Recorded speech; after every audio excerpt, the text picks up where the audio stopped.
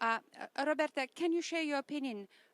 What now is lacking in Europe to deal with immigration question in a right way? You as Maltese, because you experienced that for years and years and years.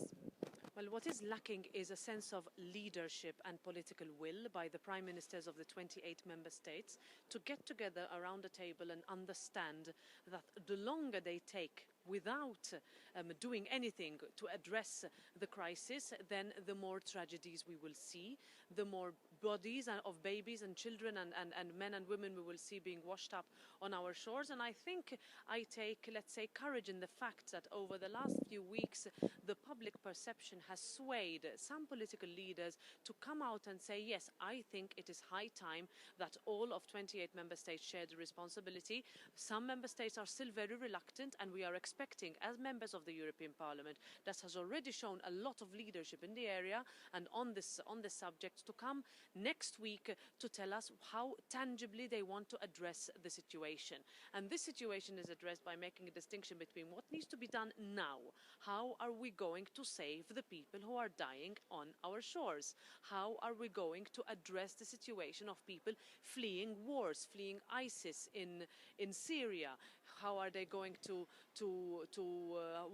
how are we going to solve, let's say, the crisis of Libya? These are issues that we need to solve, let's say, and address immediately. In the more medium term and longer term, we need to understand the EU's policy in third countries has, to a certain extent, not been successful enough. Where is our development aid going? Where is the partnership being sought between transit countries in order to make sure that they have effective border control, they have effective security, and that they respect and protect everybody's fundamental rights? In the longer term, we need to see how to empower people who are living in the countries of origin, those countries where people are still today fleeing drought, fleeing fear, and fleeing persecution. And until the European Union understands, and all 28 member states understand, that all these solutions need to be looked at in a holistic manner, then I'm afraid we will not get anywhere. Roberta, what do you think about Frontex? Because many people blame Frontex to fail. I would never blame Frontex as having failed in any of its missions. If anything, I would say that we need, and this is something that my political group, the European People's Party, is always insisting on, more funds need to be given to these agencies that in essence, they are there to have an effective border management policy. We also need to see how Frontex's role is developing, because over the years we have seen Frontex in becoming more of a search and rescue body. And that is something that it was not originally intended for. However, lack of resources, lack again of political will by member states to increase the assets and the naval assets on the sea has led to Frontex becoming a search and rescue operating body. And of course then the deaths that have been caused or that have happened are blamed on Frontex. But I think the question is, where are we going to understand that Frontex needs more resources and more assets? Roberta, do you think that Dublin is dead and it's the course of history? Is because it's not relevant anymore? What should replace Dublin today?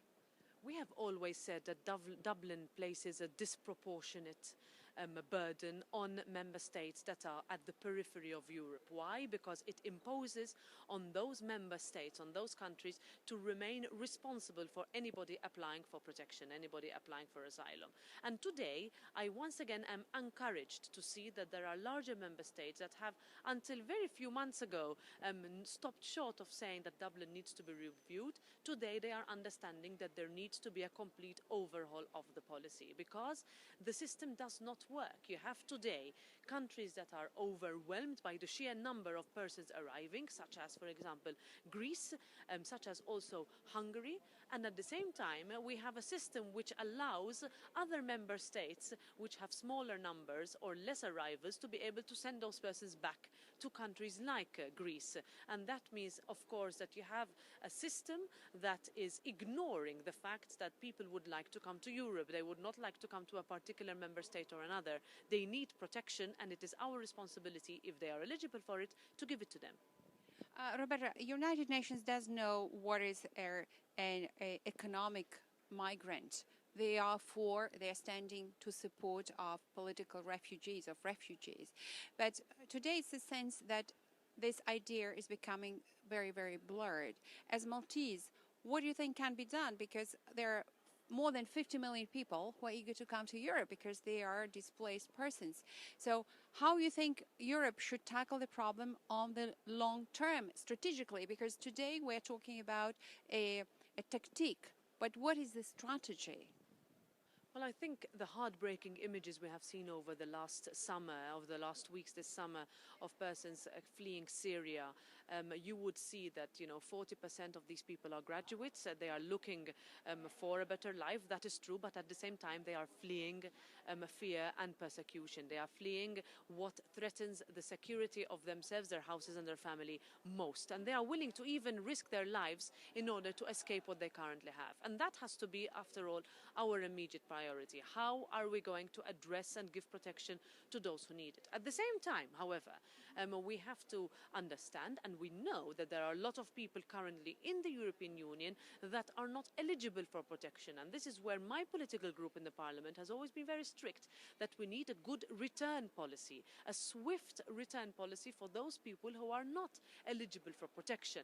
And what we are seeing and what we have been pushing and what we would like to see more of is a more bold statement by the European Commission in agreement with the Council, establishing the list of countries that are today categorized as safe. And those countries include even transit countries, can be possibly the places and the locations that people are returned to. Once we do that, then we can start to convince our citizens that we are a union that is ready to welcome those who are in need of protection, but there is a policy which returns those persons who are not eligible for that protection. Roberta, the last question.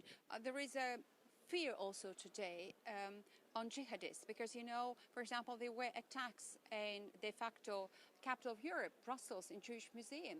So people say, is Europe capable to screen these people who are coming? And how can we protect ourselves for those who will come with malice? Well, the essence of, or the answer to that question is balance. What is one of the fundamental freedoms of the European Union? It's freedom of movement that we as European citizens are so proud of. At the same time, however, we have needed to equip our legislative system with instruments that guarantee a more effective border management policy, such as the Smart Borders package, for example, such as how to envisage proper controls, even the re-erection of controls within the Schengen area, where there is a security concern.